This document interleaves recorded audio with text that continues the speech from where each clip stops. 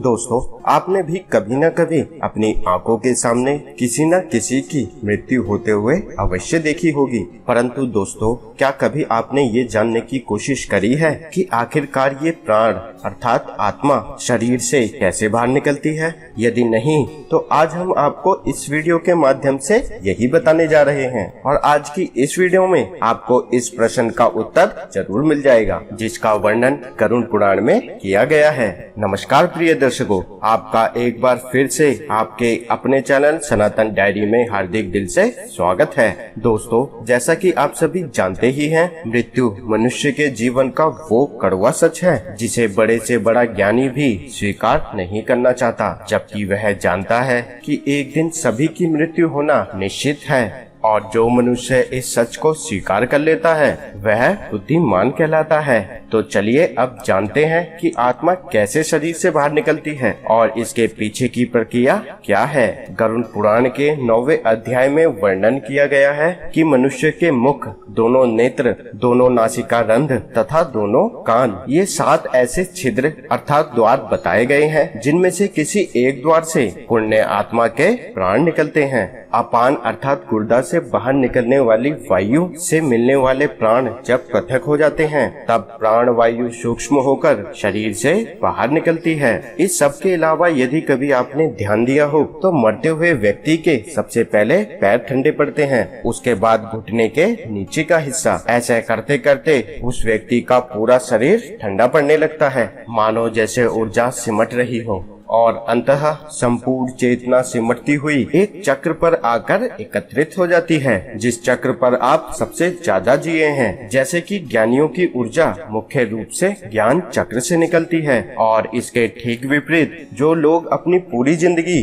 ध्यान से दूर रहे हैं और जिन्होंने अपना संपूर्ण जीवन खान पान और सांसारिक सुख के लिए ही बिता दिया हो, उस मनुष्य के प्राण मणिपुर चक्र से निकलते हैं। वहीं ऐसे मनुष्य जिन्होंने अपने पूरे जीवन में केवल और केवल संभोग के बारे में ही सोचा है, ऐसा मनुष्य अपने अंतिम समय में उसके बारे में ना सोचे, ऐसा तो संभव ही नहीं। काम स्वरूप ऐसे व्यक्ति की ऊर्जा मूलाधार चक्र से निकलती है। इसी के साथ जिन मनुष्यों का संपूर्ण जीवन ज्ञान के इर्द गिर्द बीता हो, ऐसे मनुष्यों की ऊर्जा गला चक्र अर्थात विशुद्ध चक्र से निकलती है। इसी तरह ऐसे मनुष्य जो अपने अंतिम समय में अपने इष्ट देवता या अपने गुरु का ध्यान करते हुए प्राण त्यागते हैं, उनकी ऊर्जा आंखों से निकलती है। और अंत में वह मनुष्य आते हैं जिनकी ऊर्जा सहस्त्रार चक्र से निकलती है। ऐसे मनुष्यों को बहुत ही भाग्यशाली माना जाता है, क्योंकि शरीर को त्यागने के लिए सबसे उचित मार्ग माने जाने वाले सहस्त्रार चक्र से निकलने वाली आत्मा को सीधे मोक्ष की प्राप्ति होती है। इसी के साथ प्राण निकलने के संदर्भ में और भी बहुत सी बातों का वर्णन गरुड़ पुराण में मिलता है, जिसके अनुसार मनुष्य को प्राण त्यागने के समय अनशन त्याग अर्थात अन्न और जल का त्याग करना चाहिए, और यदि वह वृद्ध आसक्ति रहित दुर्जन्मा हो तो उसे आतुर संन्यास लेना चाहिए। आतुर संन्यास से अभिप्राय है एक ऐसा संन्यास जो सांसारिक जीवन से दुखी होने पर जल्दी से ग्रहण किया जाता है। प्राण के गले तक आने तक जो मनुष्य मैंने संन्यास ले लिया है ऐसा बोलता है, वह मृत्यु के बाद विष्णु लोक को प्राप्त होता है, और अब ऐसे मनुष्य का जन्म दोबारा धरती पर नहीं होता। और जो व्यक्ति मृत्यु से पूर्व कथित सभी कार्य कर लेता है, तो मृत्यु के समय ऐसे व्यक्ति के प्राण ऊपर के छिद्रों से सुखपूर्वक निकलते हैं। साथ ही योगियों के संदर्भ में गरुड़ पुराण में बतलाया गया है कि योगियों के प्राण तालु रंध्र से निकलते हैं।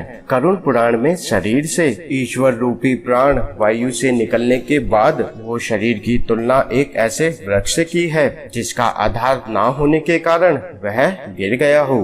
क्या आप जानते हैं, प्राण से मुक्त होने के बाद शरीर तुरंत ही चेष्टा शून्य, घृणित, दुर्गयुक्त, अस्पर्शीय और निंदित हो जाता है। मृत शरीर की 3 अवस्थाएं होती हैं, कीड़ा, विष्ठा और भस्म रूप। इसे आप ऐसे समझ सकते हैं, मृत शरीर में कीड़े पड़ते हैं, वह मल के समान दुर्गंधित हो जाता है और अंततः चिता में जलकर भस्म हो जाता है। इसलिए क्षण भर में नष्ट होने वाले इस शरीर पर गर्व करना अनुचित है। मृत्यु के पश्चात पंचभूतों से निर्मित इस शरीर का तत्व पृथ्वी, जल तत्व जल, तेजस तत्व तेज और वायु तत्व वायु में लीन हो जाता है। परंतु सभी प्राणियों के शरीर में स्थित सर्वव्यापी और शिव स्वरूप जगत साक्षी आत्मा ही एकमात्र ऐसी चीज है जो कि अजर अमर है, इसका कोई अंत नहीं है, जो एक शरीर को त्याग कर दूसरे शरीर में प्रवेश कर लेती है। मृत शरीर के शरीर से निकली ये आत्मा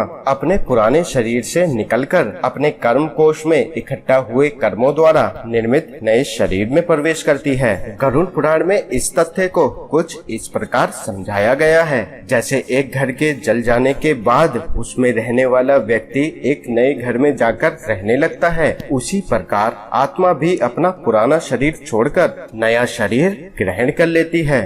तत्पश्चात उस आत्मा को लेने छोटी छोटी घंटियों की मालाओं से सुसज्जित विमान को लेकर देवदूत आकाश से उतरते हैं। धर्म को जानने वाले धार्मिक और बुद्धिमान लोगों के प्रिय ये देवदूत उनकी कृतियों के अनुसार आत्मा को स्वर्ग लेकर जाते हैं, जहां दिव्य देह धारण कर निर्मल वस्त्रों, स्वर्ण और रत्नों से सुसज्जित इस जीव का स्वागत देवताओं के द्वारा किया जाता है। गरुड़ पुराण में इसके अतिरिक्त कुछ विशेष परिस्थितियों का भी वर्णन किया गया है, जिसके अनुसार वे व्यक्ति जिनकी मृत्यु अचानक या हिंसात्मक तरीके से होती है, ऐसे व्यक्तियों की आत्मा इन सब से कुछ अलग तरीके से अपना शरीर छोड़ती है। इसी तरह ऐसे व्यक्ति जिनकी मृत्यु लंबी बीमारी के बाद होती है, तो इस दौरान उनकी शरीर की ऊर्जा का क्षय तब तक बहुत कम हुआ होता है। इसी कारण ऐसी आत्मा शरीर छोड़ते समय काफी दुविधा में होती है, इसलिए ऐसी आत्मा का किसी भी अंग से निकलना निश्चित नहीं होता। दोस्तों, यदि आप वर्णित विशेष परिस्थितियों में आत्मा कैसे शरीर छोड़ती है, इस बारे में विस्तार से जानना चाहते हैं तो नीचे कमेंट करके जरूर बताएं।